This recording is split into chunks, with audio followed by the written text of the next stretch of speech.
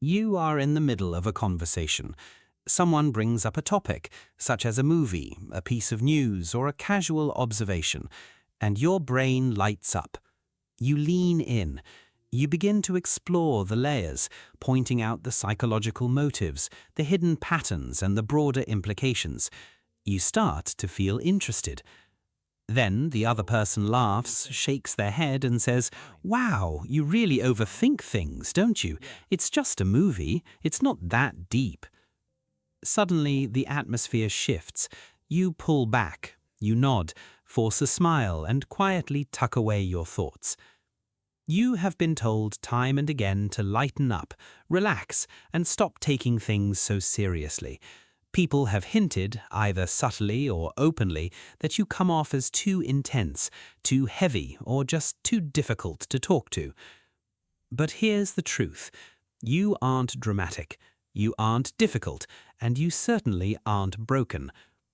You simply process reality at a different frequency than most people do. Let me explain what is really happening inside your head.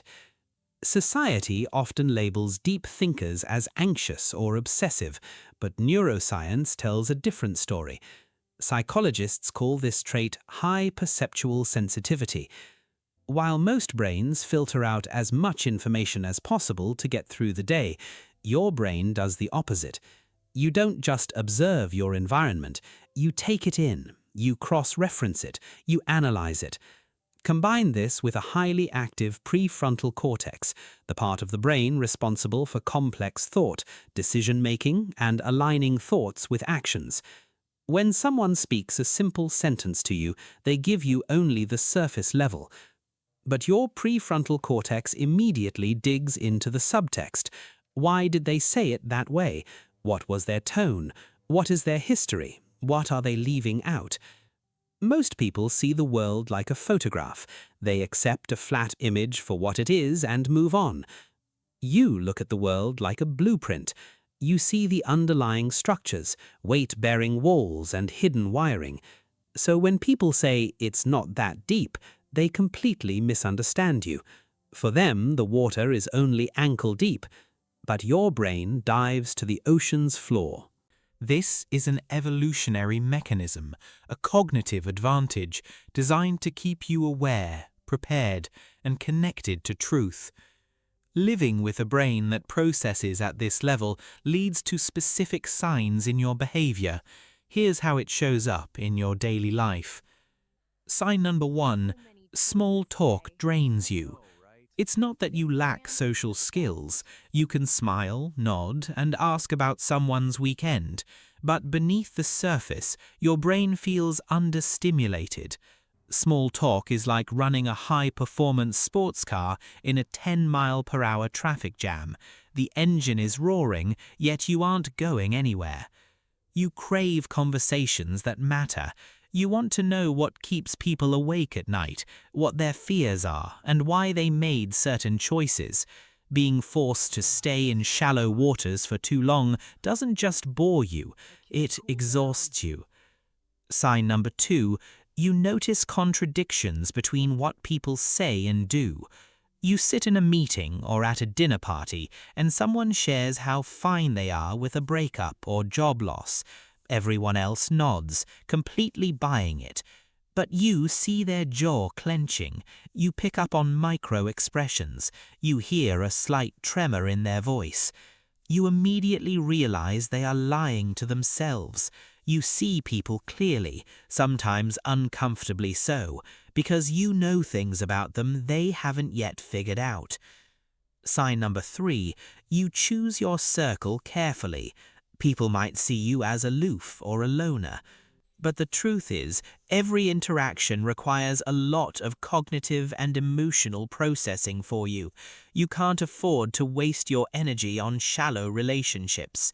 You'd rather sit alone in an empty room on a Friday night, reading or thinking, than be in a crowded bar feeling invisible.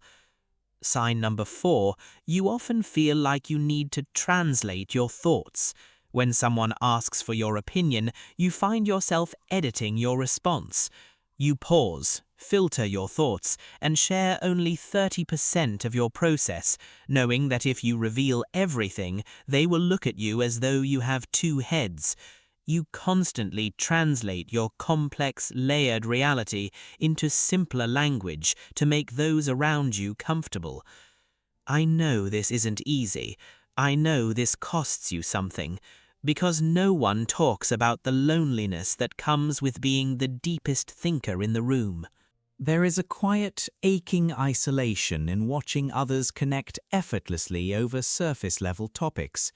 You see people bond over mindless gossip, superficial complaints, or mundane details, and part of you wonders, why is this so hard for me? Why can't I just be easily entertained? You spend your life analyzing, understanding, and holding space for others' complexities, but when the day is done, you look around wondering if you will ever find someone who can match your depth. Someone who won't ask you to lighten up, someone who will explore the depth with you, without fearing the dark. The constant vigilance of processing the world is exhausting. Your mind rarely shuts off. It's a relentless engine of observation and analysis, and sometimes you just want a break. You wish you could watch a movie without dissecting its themes. You want to go to a party and just exist. The clarity with which you see everything means you rarely get the chance to enjoy simple happiness. But here's what you must understand. You are not too much. You never have been. You are simply asking the wrong people to support you. Do not let a world focused on shallow things convince you that your depth is a flaw. Your intensity isn't something to medicate or manage. It's your greatest strength. It allows you to have profound empathy, breathtaking creativity, and solve problems others don't even notice. You are the observer, the philosopher, the quiet creator of meaning in a noise-filled world.